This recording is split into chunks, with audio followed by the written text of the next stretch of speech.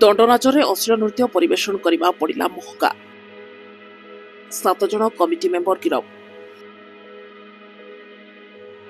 ଚଳିତ ବର୍ଷ ଦଣ୍ଡନାଚ ମହାସଂଘ ପକ୍ଷରୁ ଦଣ୍ଡନାଚ ମଞ୍ଚରେ ଅଶ୍ଳୀଳ ନୃତ୍ୟ ଓ ପଶୁପକ୍ଷୀ ଭକ୍ଷଣ ଦୃଶ୍ୟ ପରିବେଷଣକୁ ବନ୍ଦ କରାଯିବାକୁ ନେଇ ନିଷ୍ପତ୍ତି ନିଆଯାଇଥିବା ବେଳେ ଆଜି ବ୍ରହ୍ମପୁର ସହରରେ ଦଣ୍ଡନାଚ ମଞ୍ଚରେ ଏହାର କିଛି ଅଲଗା ଦୃଶ୍ୟ ଦେଖିବାକୁ ମିଳିଥିଲା। ଧାର୍ମିକ ଭାବନାର ଆଳ ଦେଖାଇ ଦଣ୍ଡନାଚର ରଙ୍ଗମଞ୍ଚରେ ଚଳିତ ବର୍ଷ ମଧ୍ୟ ପ୍ରଦର୍ଶନ ହେଲା ଅଶ୍ଳୀଳ ନୃତ୍ୟ ସହଙ୍କ ପ୍ରଦର୍ଶନ। ଦଣ୍ଡନାଚ ଆରମ୍ଭରୁ ଏଭଳି ଦୃଶ୍ୟ ଦେଖିବାକୁ ମିଳିଛି।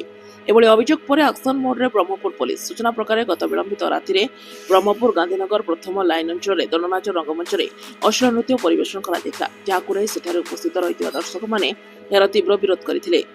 ପୂର୍ବରୁ ଦଣ୍ଡନାଚ ମହାସଂଘ ପକ୍ଷରୁ ନିଆଯାଇଥିବା ସମସ୍ତ ନିଷ୍ପତ୍ତି ଓ ନୀତି ନିୟମର ଉଲ୍ଲଂଘନ କରି ଏଭଳି ଉଚ୍ଚ ଶବ୍ଦରେ ଅଶ୍ଳୀଳ ନୃତ୍ୟ ପ୍ରଦର୍ଶନ କରୁଥିବା ଅଭିଯୋଗ ପରେ ଆକ୍ସନ ମୋଡରେ ବ୍ରହ୍ମପୁର ଟାଉନ ଥାନା ପୋଲିସ କମିଟି ବିରୁଦ୍ଧରେ ଏକ ମାମଲା US 198, 281, 282, 221, 222, 224, 296, 391, 351, 2, 49, 190 ରୁଜୁ କରିବା ସହ ମାମଲାରେ 7 ଜଣଙ୍କୁ ଗିରଫ କରିଛି ବ୍ରହ୍ମପୁର ପୋଲିସ।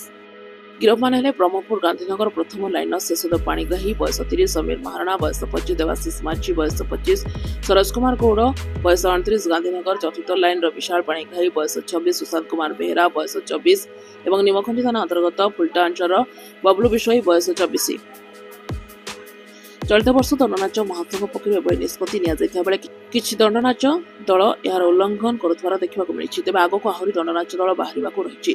ଯଦି ଏଭଳି ଦଣ୍ଡନାଚ ମହାସଂଘ ପକ୍ଷରୁ ନିଆଯାଇଥିବା ନିଷ୍ପତ୍ତିକୁ ଅମାନ୍ୟ କରି ରଙ୍ଗମଞ୍ଚରେ ଅଶ୍ଳୀଳ ନୃତ୍ୟ ପରିବେଷଣ କରାଯାଏ, ତେବେ ପୋଲିସ ଏବଂ ପ୍ରଶାସନ ପକ୍ଷରୁ ଏଭଳି କାର୍ଯ୍ୟାନୁଷ୍ଠାନ ନିଆଯାଇଥିବା ବେଳେ ଆଗାମୀ ଦିନରେ ଅନ୍ୟ ଦଣ୍ଡନାଚ ଦଳମାନେ ଏହାକୁ ନେଇ କେତେ ସଜାଗ ହେଉଛନ୍ତି ଦେଖିବାକୁ ବାକି ରହିଲା। ଗଞ୍ଜାମରୁ କୃଷ୍ଣଚନ୍ଦ୍ର ସାମନ୍ତରାୟଙ୍କ ରିପୋର୍ଟ, ଜାଗୃତି ଲାଇଭ୍ ମିଡିଆ।